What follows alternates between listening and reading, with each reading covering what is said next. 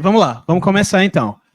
Eu vou fazer uma apresentação aqui breve do professor Felipe, e aí ele dá início à apresentação intitulada Estratégias de Prevenção da Esquizofrenia a partir de evidências pré-clínicas sobre o impacto do estresse na adolescência. Então, o professor Vilela Gomes é associado no Departamento de Farmacologia da Faculdade de Medicina de Ribeirão Preto, da Universidade de São Paulo, possui graduação em farmácia pela Faculdade de Farmácia e Bioquímica da Universidade Federal de Juiz de Fora e mestrado e doutorado em Ciências Biológicas, Farmacologia, pela Faculdade de Medicina de Ribeirão Preto. Foi pós-doc no laboratório do professor Dr. Anthony Grace, na University of Pittsburgh. Atualmente, ele é membro da Hispanic Latin American Committee of the American College of Neuropsychopharmacology. Recebeu em 2020 o Global Schizophrenia Award e em 2025 o Rising Star Award, ambos da Schizophrenia International Research Society, e atualmente trabalha nos seguintes temas: regulação do sistema dopaminérgico, estresse como fator de risco para o desenvolvimento da esquizofrenia e novos alvos farmacológicos para o tratamento da esquizofrenia. Seja muito bem-vindo, professor Felipe, o senhor pode começar. Boa tarde a todos, né? Primeiro agradeço pelo convite e também pela introdução, né? Uma pena, eu gostaria muito de estar presente, mas infelizmente não foi possível. Vocês conseguem... Os slides estão ok? Sim. Certo? Tá ótimo. Então eu vou dar início à minha apresentação, né, basicamente sobre uma ideia de como o estresse na adolescência atua como fator de risco para a esquizofrenia, né, e algumas estratégias de prevenção, né, do impacto desse fator de risco, né. Vocês, hoje já é o terceiro dia de congresso, né, então vocês já, claro, com certeza viram que a esquizofrenia, as causas não são completamente conhecidas, a gente acredita que exista uma interação entre fatores biológicos e socioambientais, fatores biológicos, genéticos, né, e fatores socioambientais, como a exposição a traumas, o abuso de maconha durante a adolescência, a diversidade, que podem, então, interagir, né, para induzir o desenvolvimento da esquizofrenia, ou podem agir isoladamente, né, para levar ao desenvolvimento da doença. Várias evidências apontam, né, que adversidades, né, estressores, durante a infância e a adolescência contribuem para o desenvolvimento da esquizofrenia, né? Então, eu trago aqui um estudo indicando que a relação entre o número de marcadores de adversidades, desvantagens e isolamento social com risco para a esquizofrenia, a gente pode observar que quanto maior o número desses marcadores, maior a exposição a esses marcadores, maior o risco para a doença, né? E vocês também, com certeza já viram, né, que a esquizofrenia é um transtorno psiquiátrico extremamente complexo, com vários sintomas, né, que incluem sintomas positivos, os sintomas negativos e prejuízos cognitivos, né? E eu destaco que os sintomas positivos, eles estão associados com o aumento da atividade do sistema dopaminérgico, né, no mesencéfalo, principalmente de neurônios dopaminérgicos na área tegmental ventral, que se projetam para o estriado. Então, existe um estado hiperdopaminérgico estriatal que parece estar associado com sintomas positivos, né, com as psicoses, os delírios e as alucinações. E uma forma, e a gente sabe que o estresse, a exposição ao estresse altera a responsividade desse sistema dopaminérgico, né? Então, isso pode ocorrer principalmente através de prejuízos em estruturas corticais que regulam esse sistema dopaminérgico, sensibilizando esse sistema dopaminérgico, e estressores adicionais, né, podem levar, então, a uma liberação inapropriada da dopamina no estriado, resultando nesse estado hiperdopaminérgico estriatal, que a gente comentou anteriormente, que pode estar, então, associado com a saliência anormal a estímulos, né, e o desenvolvimento de sintomas psicóticos, né.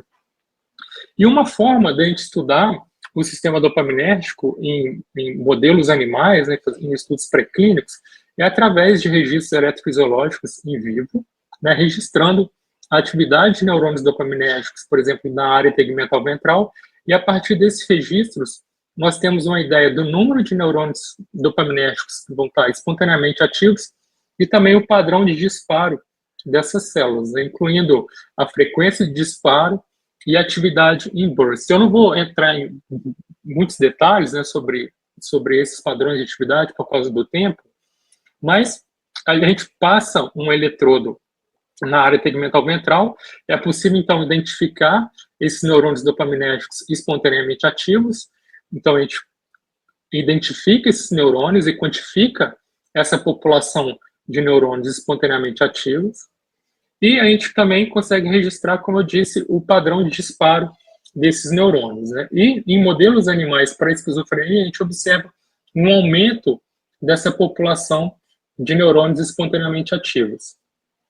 Por exemplo, acho que a professora Gilda já deve ter comentado na palestra anterior, se eu não me engano, que um modelo animal bastante utilizado para o estudo da esquizofrenia, né, é o modelo chamado de Mann, que é baseado numa alteração no neurodesenvolvimento, onde ratas grávidas recebem uma injeção do metilazoxmetanol, que é um antimitótico, e isso gera várias alterações no neurodesenvolvimento da prole, né? E essa prole, ela vai apresentar várias alterações comportamentais e neurobiológicas que são associadas à esquizofrenia.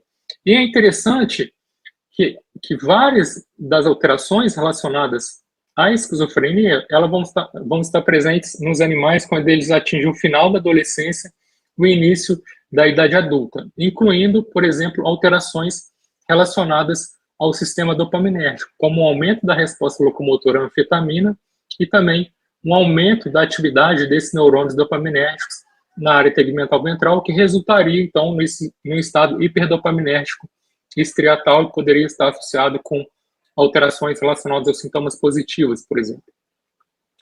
E essa alteração no sistema dopaminérgico, né, na área tegmental ventral, na esquizofrenia e também no modelo humano, né, ela parece ser uma consequência de uma alteração na atividade de estruturas que regulam esse sistema dopaminérgico, como, por exemplo, o hipocampo ventral, que um aumento da atividade do hipocampo ventral na esquizofrenia resultaria nessa desregulação do sistema dopaminérgico na área tegmental ventral, que estaria, então, com atividade aumentada.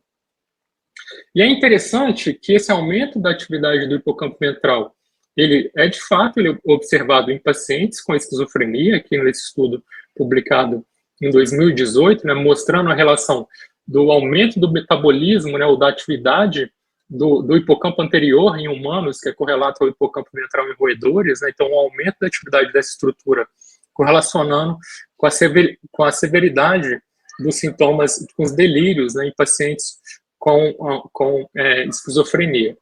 E, além disso, essa via, né, de regulação do sistema dopaminérgico que envolve o hipocampo ventral, o hipocampo anterior em humanos, o núcleo accumbens, né, correlato ao estriado ventral, o pálido ventral e a área tegmental ventral, né, no mesencéfalo, a alteração em vias semelhantes, né, também são observadas em indivíduos com risco aumentado para psicose, como nós podemos observar nesses estudos, né, alterações na atividade, na conectividade entre uma via que envolve o hipocampo, os gânglios da base, onde estão estriados, e o mesencéfalo, né, e principalmente essas alterações elas vão estar presentes naqueles indivíduos com risco aumentado para a doença, mas que de fato desenvolveram a esquizofrenia, né? E um ponto interessante é que mesmo antes desses animais Mann, né, apresentarem essas alterações relacionadas ao sistema dopaminérgico na idade adulta, esses animais ainda na adolescência, eles são mais ansiosos, eles apresentam um aumento da responsividade ao estresse e também um aumento da atividade da amígdala basolateral, que é uma estrutura que está relacionada com a resposta emocional. E no laboratório que eu fiz o meu pós-doutorado, né, com o Anthony Grace, eles observaram que, de fato, esses animais Mann, né, durante a adolescência, eles são mais ansiosos, aqui indicado pelo teste do labirinto cruz elevado, que é baseado na ideia de que os animais evitam explorar os braços abertos desse labirinto. Então, uma droga ansiolítica, ela aumenta a exploração desses braços abertos, enquanto que estímulos ansiogênicos, como o estresse, diminuem ainda mais a exploração desses braços abertos. A gente pode observar que o animal humano, ele tem uma exploração diminuída desse braço aberto, indicando um fenótipo tipo ansiogênico, uma alteração de uma resposta tipo ansiedade. Então, para tentar aliviar essa ansiedade nesses animais durante a adolescência, durante o período pós-natal 31 ao 40, esses animais foram tratados com um ansiolítico, diazepam, né, na tentativa, então, de atenuar essa ansiedade e potencialmente prevenir a emergência do fenótipo tipo esquizofrenia na idade adulta, né, principalmente em alterações relacionadas ao sistema dopaminérgico. E, de fato, o tratamento com o diazepam durante a adolescência foi capaz de prevenir, foi capaz de atenuar esse fenótipo tipo ansiedade nesses animais. E, como eu comentei, esses animais na idade adulta, eles apresentam um aumento da resposta locomotora à anfetamina e também um aumento da atividade do sistema dopaminérgico na área tegmental ventral. E o tratamento com o diazepam na adolescência foi capaz de prevenir, né, a emergência desse fenótipo, né, tipo esquizofrenia na idade adulta. Então, no laboratório, a gente começou a pensar que talvez o MAM, né, ele não causaria, né, entre aspas, a esquizofrenia, né, mas ele possivelmente poderia fazer com que os animais ficassem mais responsivos a estressores moderados, por exemplo, a manipulação da caixa, a troca de caixa, entre vários outros. E essa responsividade aumentada ao estresse desses animais poderia, então, resultar na emergência do fenótipo tipo esquizofrenia na idade adulta.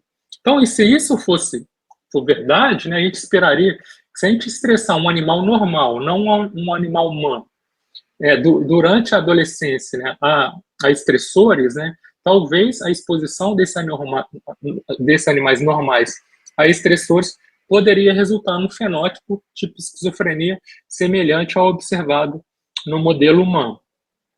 Então, isso que eu fiz durante o meu pós-doutorado, né, com o professor Anthony Grace, a gente submeteu os animais ratos normais a diferentes estressores, no mesmo período que os animais MAM foram tratados com diazepam, né, do dia pós-natal 31 ao 40, e como os estressores, nós utilizamos o estresse de restrição, choque nas patas e a combinação de choque nas patas mais o estresse de restrição.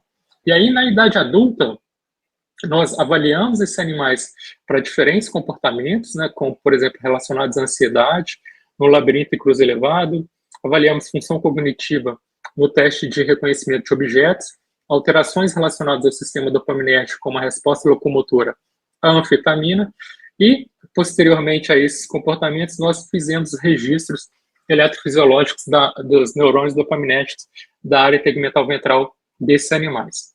E o que nós observamos foi que todos os estressores, na adolescência, eles diminuíram a exploração dos braços abertos, do labirinto cruz elevado, indicando um efeito tipo ansiogênico, né? Então, causaram ansiedade no animal adulto.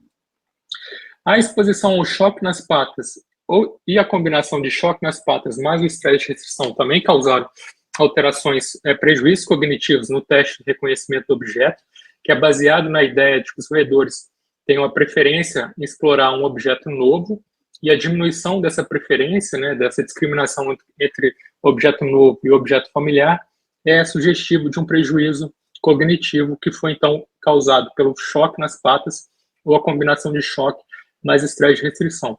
E, curiosamente, apenas a combinação de estressores causou um aumento da resposta locomotora à anfetamina, como nós podemos observar aqui, comparado com os animais não estressados, né, sem uma alteração causada somente pelo choque ou pelo estresse de restrição.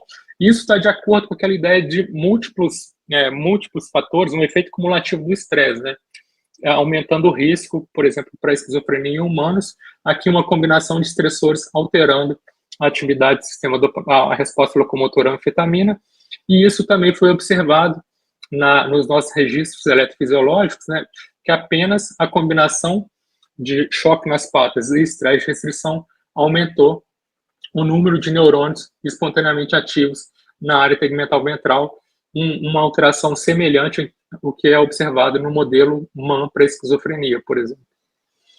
E aí, felizmente, nós fomos capazes de reproduzir várias dessas alterações comportamentais e eletrofisiológicas no laboratório que eu iniciei aqui em Ribeirão Preto, né, no Brasil.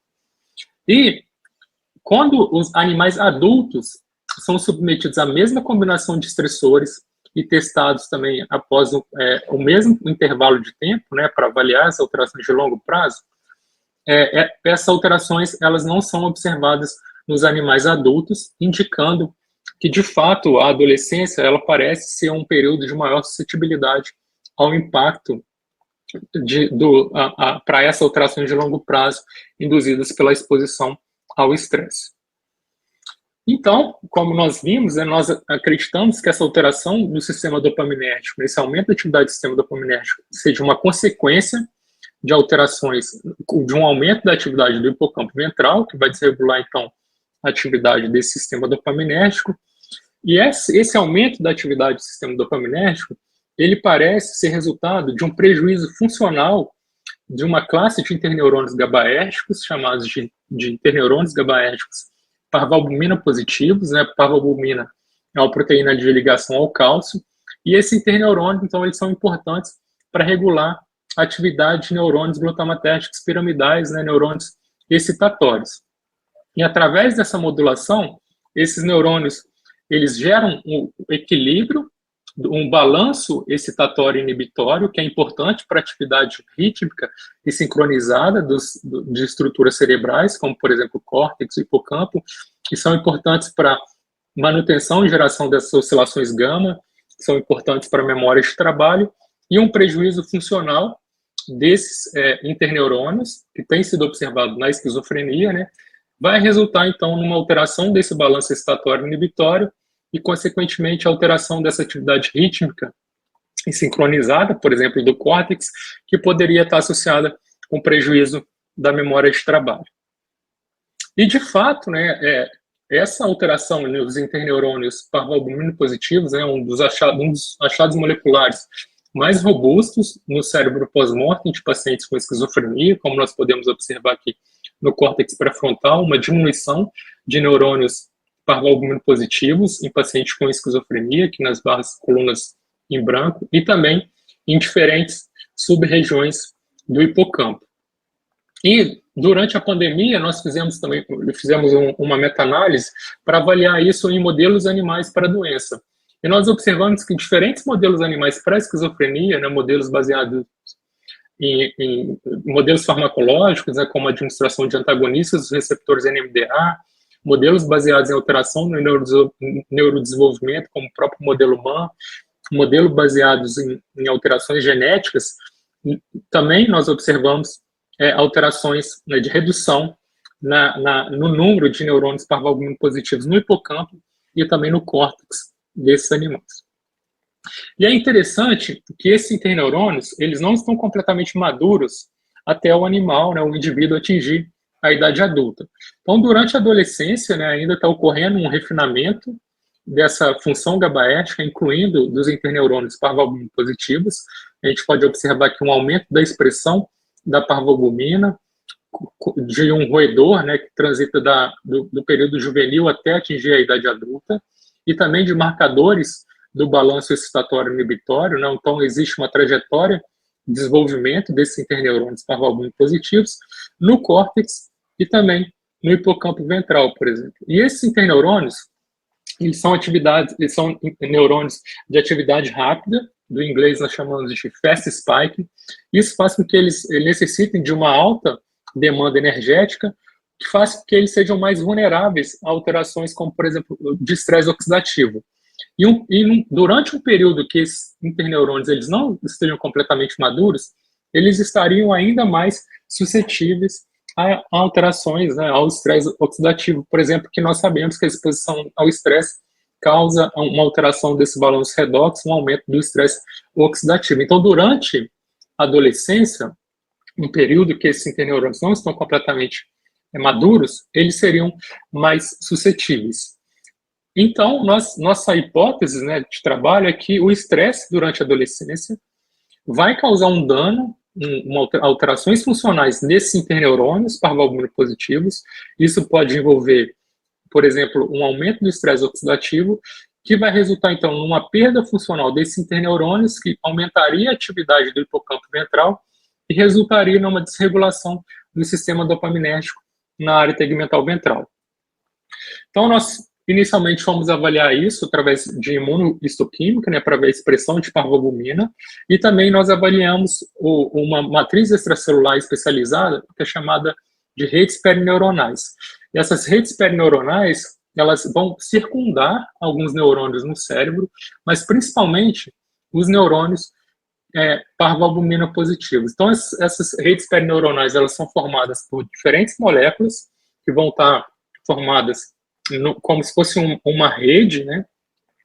E essas redes perineuronais, elas são importantes para estabilizar as sinapses glutamatérgicas que chegam nesses interneurônios parvalbumino positivos e são importantes para fechar o que a gente chama de um período crítico de plasticidade desses interneurônios, mas elas vão também atuar como um escudo, protegendo esses interneurônios de danos metabólicos e estresse oxidativo. E é importante mencionar que essas redes perineuronais, elas não vão estar completamente formadas até o indivíduo atingir a idade adulta. Então, aqui a gente tem uma representação do córtex de um camundongo, mostrando em vermelho a expressão de parvalbumina, em verde as redes perineuronais, no animal em diferentes idades, né, até atingir a idade adulta. Então, a gente consegue observar que o aumento da deposição das redes perineuronais aumenta com a idade, até atingir a idade adulta.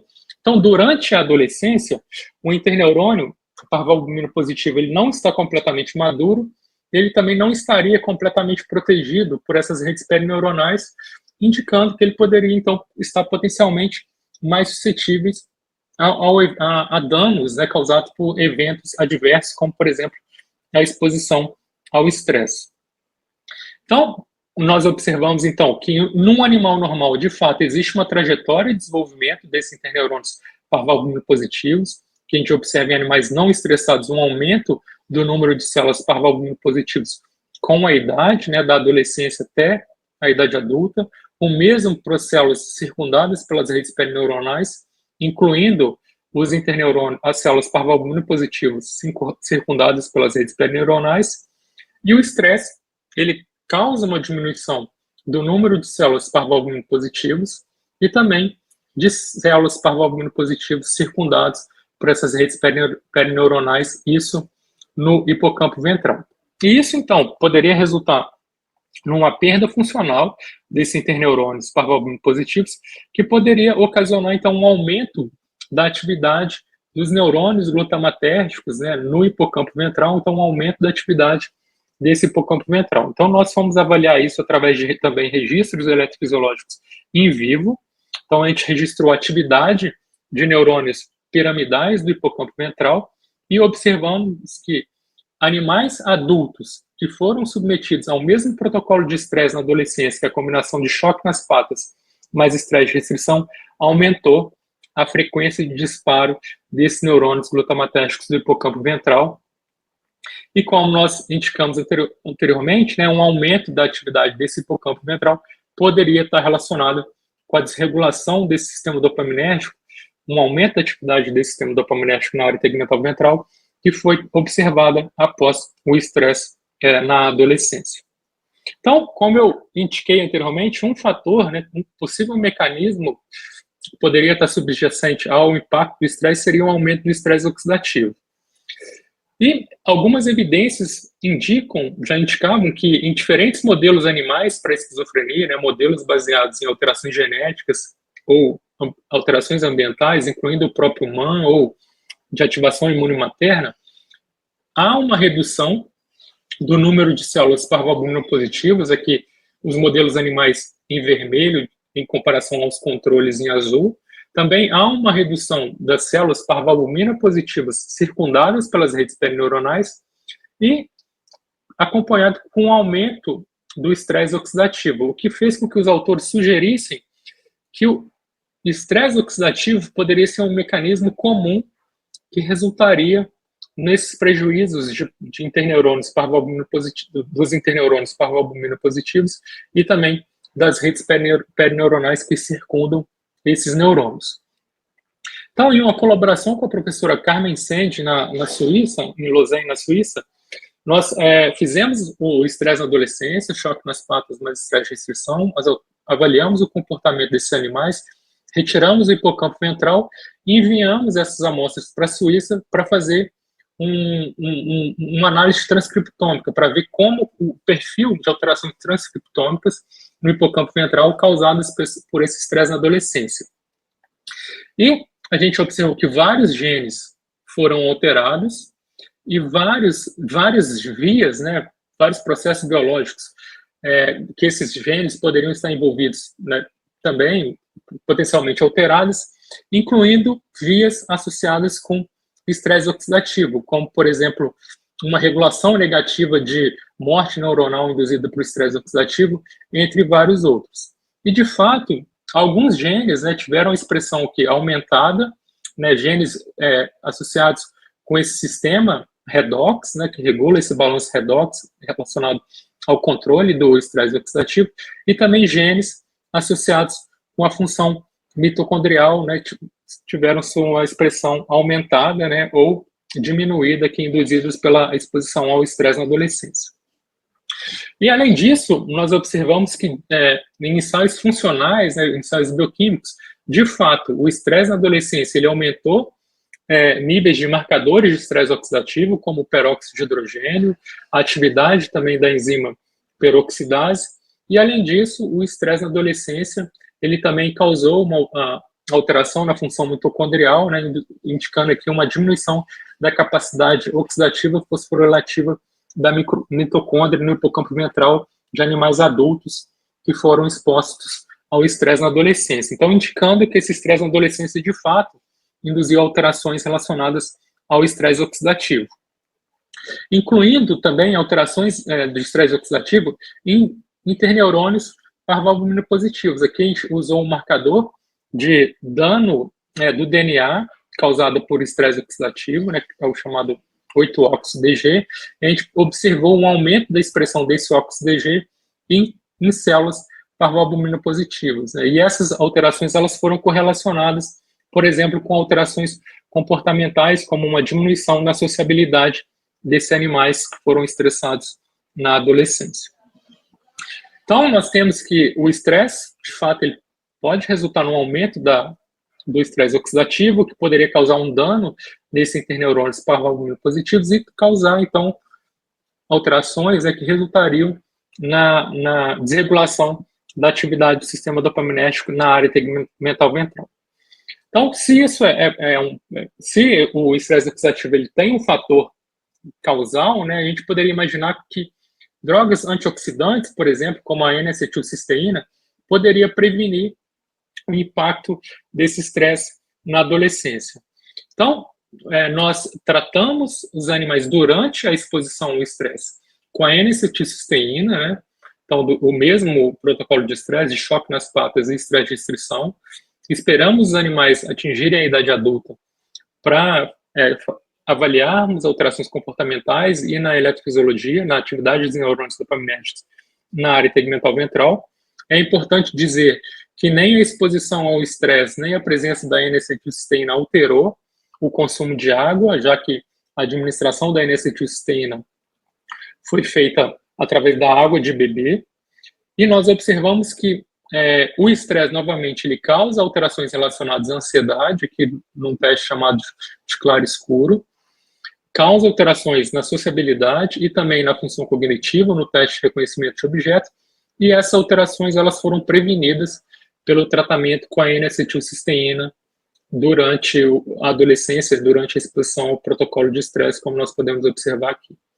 E também, um resultado similar foi observado para os registros eletrofisiológicos dos neurônios dopaminérgicos da área tegmental ventral, né? O estresse na adolescência aumentando o número de neurônios dopaminérgicos espontaneamente ativos e o tratamento com N-acetilcisteína na adolescência prevenindo essa alteração. nós também observamos que, novamente, o estresse na adolescência diminui o número de células parvalbumina positivas, incluindo as células parvalbumina positivas circundadas pelas redes perineuronais, aumenta a expressão do marcador de estresse oxidativo nesses interneurônios, e essas alterações, elas também foram prevenidas pelo tratamento com a N-acetilcisteína. E eu não estou mostrando aqui, mas existem várias evidências indicando que a N-acetilcisteína, ela tem alguns efeitos benéficos, né, em pacientes com risco aumentado para esquizofrenia, e até mesmo naqueles indivíduos que já de fato desenvolveram a doença, né? Mas como um sumário parcial, nós temos que durante a adolescência, os interneurônios parvalbumina positivos, eles não estão completamente maduros e também não estão completamente protegidos pelas redes perineuronais, que vão estar completamente formadas apenas quando o indivíduo atinge a idade adulta. Então, nesse momento da adolescência, esses interneurônios eles seriam mais suscetíveis a eventos adversos, como, por exemplo, eventos estressores, e que, então, o estresse poderia causar um impacto nesses interneurônios, resultando numa alteração do balanço excitatório-inibitório, que poderia resultar em alterações comportamentais e na desregulação, por exemplo, da atividade do sistema dopaminérgico na área tegmental ventral. Então, esse período de vulnerabilidade, né, ele poderia, ele está restrito, né, até a aparição, né, a formação completa, a deposição completa dessas redes perineuronais no animal adulto, né? Então, essas redes perineuronais seriam um fator de proteção para esses interneurônios, né? Então, nós fomos testar isso, né? Se de fato essas redes perineuronais protegem esses interneurônios na idade adulta, e nós usamos uma abordagem para degradar essas redes perineuronais no animal adulto, usando uma enzima chamada de condroitinase, que degrada essas redes perineuronais, e nós fizemos isso injetando essa condroitinase no hipocampo ventral dos animais adultos, na tentativa de recriar um fenótipo tipo adolescente de suscetibilidade ao estresse no animal adulto. Então, nós fizemos isso infundindo a enzima diretamente no hipocampo ventral dos ratos, né? E posteriormente submetemos ao mesmo protocolo de estresse e às alterações comportamentais. Mas antes de fazer o estresse, nós queríamos provar, né, mostrar que de fato a infusão da condroitinase, ela de fato diminuiria as redes perineuronais. Então, num dia que seria correspondente ao primeiro dia do estresse e o último dia do estresse, para indicar que de fato durante o protocolo de estresse, esses interneurônios estariam menos protegidos, eles teriam menos redes perineuronais, né? Aqui é uma representação, né, de um animal que recebeu a penicillinase, que foi o nosso controle, que é uma enzima inerte em mamíferos, em verde, a gente consegue ver as redes perineuronais, e aquele animal que recebeu a condroitinase, a gente quase que não vê nenhuma deposição do verde, né, indicando a degradação das redes perineuronais. Então, esses animais receberam a infusão da condroitinase, a gente esperou alguns dias para que eles recuperassem da cirurgia, foram submetidos à combinação de choque nas patas e estresse de restrição, e depois testados, né, 5 a 6 semanas depois do estresse, que é aquele período, intervalo que nós utilizamos nos protocolos anteriores do estresse da adolescência. E também avaliamos, né, a atividade eletrofisiológica de neurônios dopaminérgicos na área tegmental ventral, e a marcação para parvalbumina e as redes perineuronais. E aí nós observamos que a condroitinase, por si só, ela não causou nenhuma alteração, mas aqueles animais que receberam a condroitinase e foram submetidos ao estresse na idade adulta, sendo importante destacar que o estresse na idade adulta ele não causa nenhuma alteração, mas agora a combinação causou uma diminuição na sociabilidade, semelhante ao observado pelo estresse na adolescência.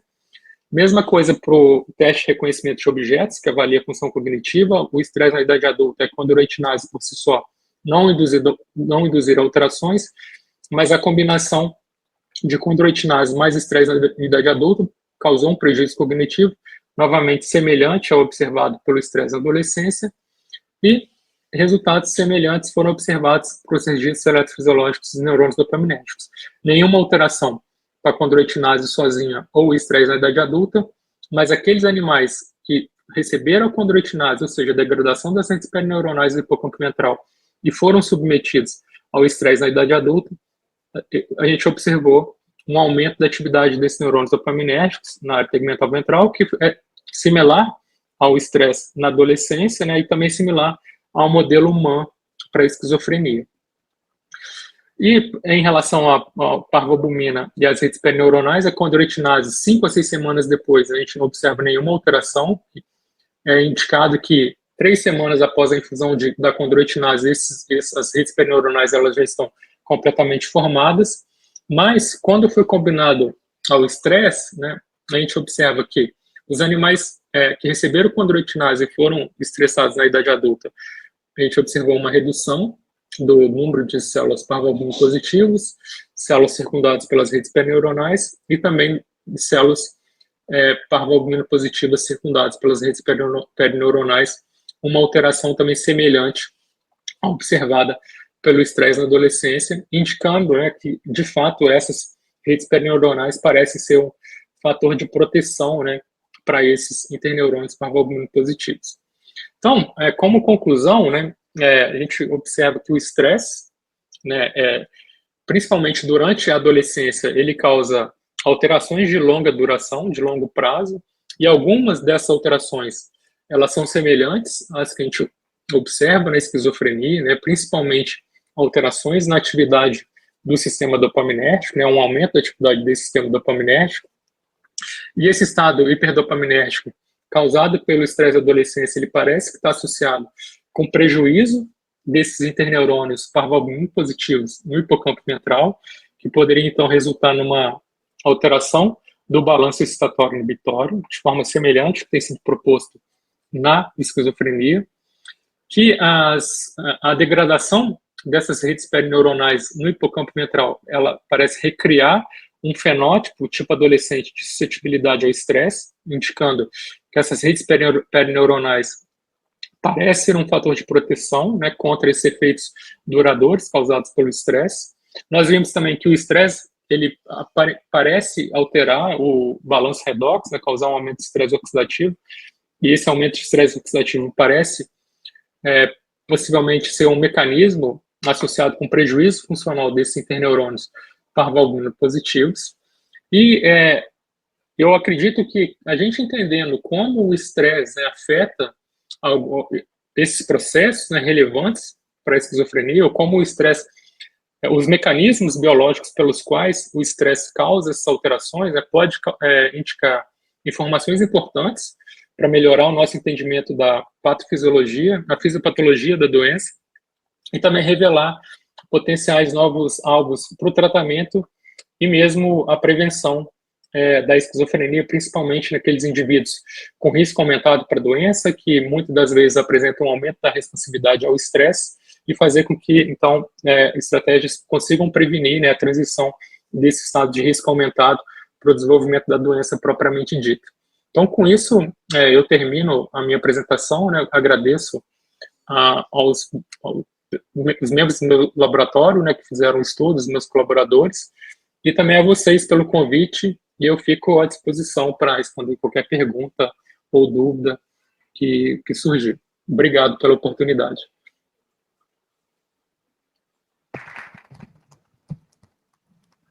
Obrigado, professor. Alguém tem alguma pergunta? Algum monitor pode levar o microfone ali, por favor?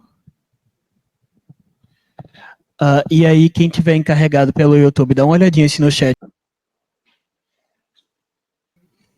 Eu tinha uma pergunta, curiosidade, eu sei que você está trabalhando no sistema e o papel do cortisol? Sim, muito pertinente a pergunta, né? A gente ainda falta fazer uma melhor caracterização de como esse estresse na adolescência ele está alterando esses, digamos, componentes clássicos, né, da resposta ao estresse, o eixo HPA, alterações da suprarrenal, de outros tecidos, né? Isso nós não temos ainda, mas a gente tem dados preliminares, por exemplo, lá do laboratório do professor Anthony Grace, né, no modelo humano, não no estresse na adolescência, que Foi tentado utilizar antagonistas de receptores glicocorticoides, né, para também tentar atenuar aquela prevenção da emergência do fenótipo esquizofrenia, e não funcionou muito bem, né, eles interromperam o estudo, mas no nosso modelo, de fato, a gente precisa ter uma melhor caracterização de como que esse estresse está alterando o corticosterona nos roedores, né. Eu gostaria de fazer, da minha parte, uma sugestão, em termos de experiência pessoal da situação. Me dá a impressão de que baixa dosagem de antipsicótico, 1 ml ou menos, baixa dosagem, somada ao diazepam, ao ansiolítico, vão baixar substancialmente o risco. É uma das coisas que a gente vai tentar. A pessoa começa a apresentar sintomas sensoriais e a gente entra nessa situação. Eu fico pensando que no estresse da adolescência, o antipsicótico de baixa dosagem é um antiestressor, não é antipsicótico. É só uma sugestão, não sei como entrar, mas é uma posição.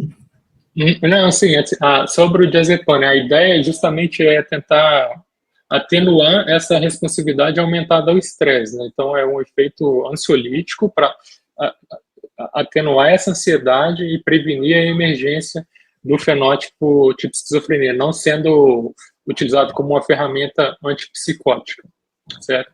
E de fato foi, só para complementar, foi também observado, por exemplo, o enriquecimento ambiental, né, que a gente também sabe que tem efeitos positivos.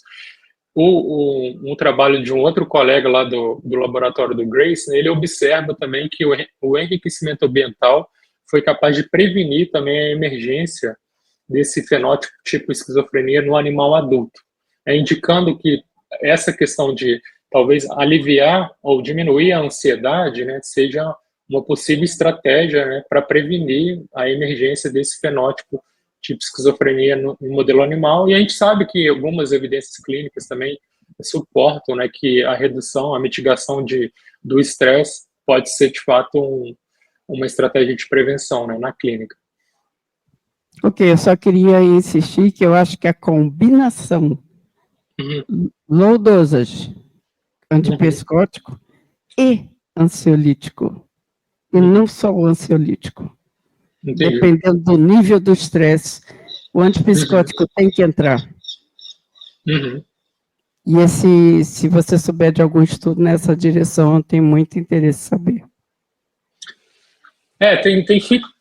Tem alguns estudos que a gente avaliando a exposição a benzodiazepínicos, né, no início da esquizofrenia, né, e alguns estudos são sugestivos de efeitos positivos, outros nem tanto, né, posso até tentar compartilhar, mas isso em modelo animal, por exemplo, nunca foi testado, né, mas alguns estudos em humanos já existem e indicam para resultados positivos, outros não tão positivos ou sem nenhum benefício adicional. Mas okay. Agradeço pela pergunta. Obrigado, então. Resta testar no futuro. Muito obrigado, professor Felipe, pela participação. Espero que possamos colaborar mais vezes. Tá? Uma boa tarde. À disposição. Boa tarde e boa continuação do evento. Uma pena, gostaria muito de estar presente, quem sabe numa próxima edição. O convite está de pé. Opa, obrigado. Tchau. Tchau.